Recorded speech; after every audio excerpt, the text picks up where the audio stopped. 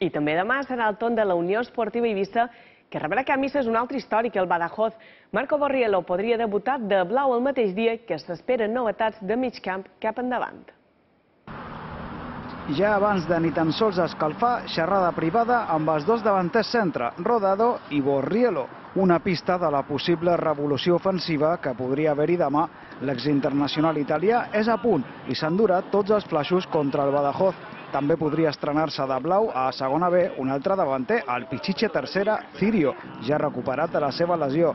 Tot pels problemes ofensius que ha mostrat l'Eivissa en aquest inici de Lliga.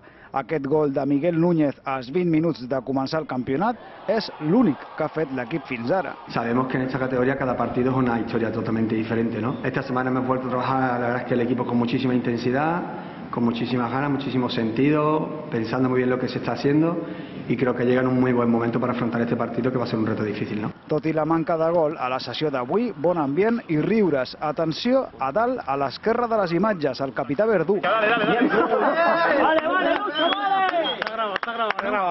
Sí, ho havíem gravat. Demà les càmeres estaran pendents d'enregistrar el primer triomf com a local de l'equip i, sobretot, de l'estrena del fitxatge mediàtic de l'estiu.